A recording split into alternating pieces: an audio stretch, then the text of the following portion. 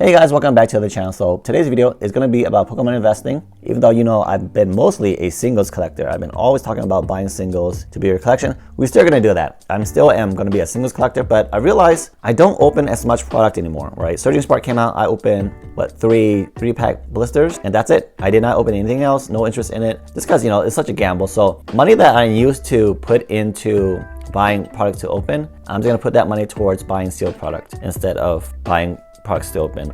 I will continue buying singles because that is the smartest way to go when you want to build your personal collection. And this is the first foray into it. For still investing from this point on, this is the first products I picked up. So 151, the best set in Scarlet Violet so far, at one of the best prices you will ever find. This is $50, $55 Canadian. So you already know Costco prices are the best. So these are Costco products. These are already double in price online. So we'll see if that holds for the future. But there you go. It's not the best product. Like I said, my three criteria are just best set at the best price and the best product. Booster box are going to be my main focus, and we're going to talk about that in the later part of this video, but I just want to show you guys what I had so far. And then if there's more restocks at Costco, I'll just pick up more. So I'm a little late to the investing game, but I still see a lot of future gains in the Sword and Shield era sets, and that's going to be the first sets I'm going to look into. So as you can see, I have the prices for these Sword and Shield booster boxes compared to the Sun and Moon booster boxes. So these Sword and Shield booster boxes may not perform as well as the Sun and Moon counterparts in the same amount of time span, just because there's way more prints, way more collectors, or way more investors out there with sealed product. So will be less scarcity, but there's way more demand for them as well because all the Ripon shippers and streamers. So it kind of balances each other out in my eyes. So you're not too late to the game if you expect these to 4x in the future, which is amazing. So you can 4x your money in 5 years or so. That's a great return on investment. So here you don't see Team Up and Evolving Skies just because those are just out of my price range. To have a risk to buy a $1,000 booster box and it might be a fake. So I just did not want to take a gamble by even considering looking at investing in that box set. So if I'm going to invest my first 1,000, I'm going to spread it out in those 5 booster boxes up there instead of one Evolving Skies. In my opinion, the most important thing for future investments and creating demand for it is going to be based on how good of a chase card it is. And so here we have the top 10 chase cards, the number 1 chase card from each set. And as you can see, the top chase card is obviously the Moonbreon, then Giratina number 2, followed closely by Gengar, then Blaziken, then Lugia, Charizard, Tyranitar, so forth. And the Chunky Chew from Vivid Voltage, and a really bad chase card in Rebel Clash at $39 Boss's Order. So in my opinion, Lugia and Charizard are more iconic than Blaziken.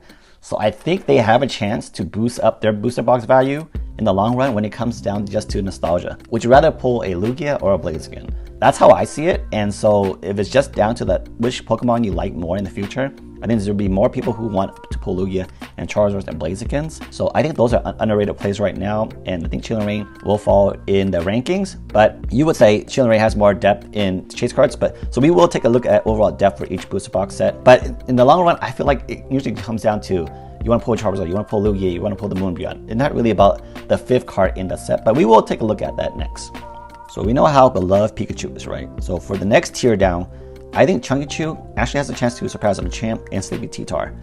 Just because the hype around the Chunky Chew was crazy. Like, you think Terra Crown Pikachu is hyped? No, I think the Chunky Chew is still more hyped than Terra Crown Pikachu. And at the end of the day, people were paying $200 plus for a booster box just to chase that card.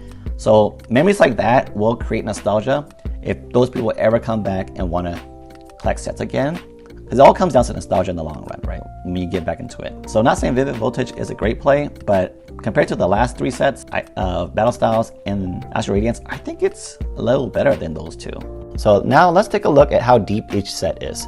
So right here, I have it ranked based on their top 10 in value. As you can see, Darkness Blaze is the worst set out there with just a regular VMAX Charizard at $20. Next, we have base set go for $147, the top chase card being Snorlax VMAX. You got a Marnie in there and 2 gold cards for the legendaries, but not the most iconic in artwork wise, so I don't think this set will appreciate that much in value. Number 10, we got Rebel Clash. Now this set honestly is even worse than base set, just because Boss's Order is very playable and it always will be playable, and Giovanni is a very iconic character, obviously. So outside of being playable for those 2 cards, the value will actually tank even more, because the next chase card is Sonya and Ninetales at $15. So this set is even worse than the previous 2 sets in my opinion. Next, we have Vivid Voltage at $179 with Pikachu representing 60% of the value. $110 out of the $179 is Pikachu. The next chase card is $10. Very bad overall set. But that Chunkachu, like I said, was iconic for a chase card. Now, Battle Styles actually has some value. $321 for the top 10 chase cards. Top chase card being Tyranitar at $133. This one at one point was pushing almost $200. It actually has a good mix of Pokemon, right? You have a pseudo legendary, you got some legendaries, you got a starter, a fan favorite Mimikyu. It's a good mixed bag of Pokemon selection, and it could be iconic to Sword and Shield players in the long run. Because you know, if you started with Gold and Silver or whatever, your chase cards could be Tyranitar, and that's why older generations always seems to be more popular. But in the long run, you got to think of who's going to want to collect Urshifus and Empoleons. People who came back to play those generation of games. Next, we have Silver Tempest, just barely nudging Battle Styles in total value, $327 versus $321. So is Battle Styles undervalued, or is Silver Tempest undervalued? In my eyes, just because it's still available and people can still chase the Lugia and there's more copies of it, these chase cards have not had time to appreciate in value yet because they're not out of stock yet or out of print. Same thing is true for Battle Styles. But Lugia is very iconic, Rayquaza very iconic. Got a lot of legendaries, to be honest. You got Regidrago, you got fan favorite starters in Blaziken and fan favorite in Vulpix. This set, honestly, is very deep with fan favorites. Even though you got, 3 Lugias in there, 2 Blazikens. So I think Silver Tempest actually is kind of undervalued in my eyes just because of how iconic Rayquaza and Lugia are, and just need time for them to appreciate value. Next, we have Astral Radiance at $356. Top chase card being Machamp V. Not that great of a chase card in my eyes. It's not legendary, it's not a starter, so it's lower tier. Then you got Starmie V, which actually is probably the best looking training gallery card. And I think it's the most expensive one as well. So it reflects that in value. Garchomp, very iconic Pokemon with Cynthia. Beedrill, one of my favorite alt arts out there, very undervalued. But Palkia and Dialga as origin forms, I don't know how popular they will be in the future. New forms of old Pokemons, I don't know how popular they will be in the future, and that's one of the factors why I don't believe this set is going to gain as much traction in the future versus other sets that have more iconic Pokemon. But no doubt some of the best artworks are in this set. Next, we have Brilliant Stars at number 5, $387. Top chase card being Charizard V at $160. Now this Charizard seems to always be underappreciated because I guess it's Charizard fatigue in the Sword and Shield era. But this set has everything you need. It has Charizard, it has Umbreon. Those are the top 2 most valuable Pokemon when it comes to like chase cards, right? Charizard always above $100. Umbreon seems to always be a top chase card at this point. And you got multiple copies of each. And you got an extra evolution there with Sylveon. So I think this set has everything it needs to appreciate value in the long run because it has what people want. Now you see a massive jump in value. You got Lost Origin at number 4 at $644, which is double what the last previous Sword and Shield sets have been doing, right? They've all been floating around 300. So Giratina alone is worth what other top 10 chase cards are worth in the previous sets. So Giratina, honestly, is out of the blue for me because I didn't think Giratina could be that popular for Pokemon. But coming out the gate at $250, now sitting at $400. I think this will carry on into the future. Like Giratina is a ultimate tier chase card. Like it's on the tier of the Moonbreons. So having an iconic chase card like that will carry a set. And the fact that it has a great looking Aerodactyl, the iconic Pikachu, that's deep enough.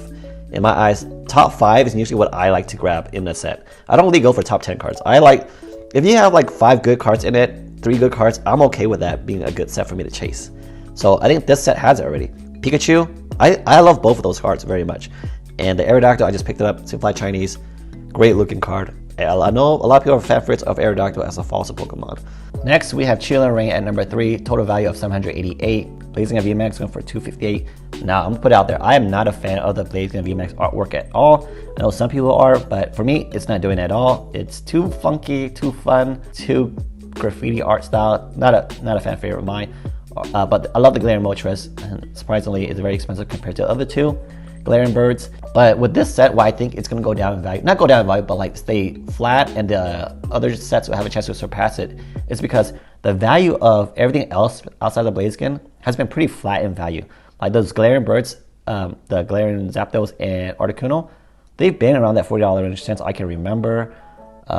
Shadow Riders and Ice Riders, they're still like Urshifus, right?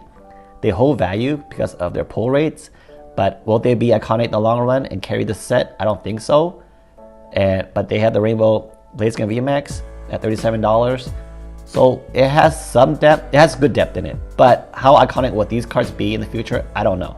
Oh, next we have Fusion Strike at $816 in total value, with the Gengar being $385 and a Espeon at $200. So very deep set in just those two. Like your top 2 chase cards are as strong as it gets so far on our list. That's why Lost Origin, in my eyes, is similar to this because it's got a $400 chase card, got a $100 Aerodactyl that could become a $200 chase card. Probably won't, but 1 and 2 are very strong. Like that's pretty hard to find. Same with Chill and Rain. We got Blaziken and the Moltres. Now where this set fell just a little short of greatness is that Mew VMAX. If it did not look like a regular VMAX card as an alt art, I think this set would have been one of the best sets out there because it just fell short of an extra 3rd chase card. Mew is a great Pokemon, like big time fan favorite, but because of the card, it's not that great of artwork, not that unique. It fell short because of that reason, I think. And that's why I think Lost Origin has a chance to surpass it because Giratina and Gengar gonna battle that out. Aerodactyl probably cannot catch Espeon, but that Chunkachu and the regular Pikachu, they have a chance to like be greater than these Mew cards in my eyes. So that's how I see Lost Origin jumping to number 2 in the long run. Even though actually booster box value, it is number 2 right now. And number 1, Evolving Skies, no questions about it. This set was on crack. Evolutions, even if you take out Evolutions, this set would still be number 1 with Rayquazas, 2 Rayquaza and Dragonite. That's 3 $100 plus cards. No other set even has that, right? There's sets with 2 $100 plus cards. I don't think any set has 3. That would be this set is on crack. Like, not fair. Man, if I could tolerate the risk of if I see one in person, I might buy one. But man, this set is still triple value, which is crazy. With all that said and done, all the details I went through to see which ones are going to be the best investment, this is it. These are my top 5 investments right now that I'm going to get. With Black Friday coming up, I'm hoping some of these LGS will have some kind of discount, and then I'm going to pick them up. Lost Origin being number 1 just because I think it's going to be the most iconic one outside of Evolving Skies with the Giratina. Silver Tempest just because it's still MSRP.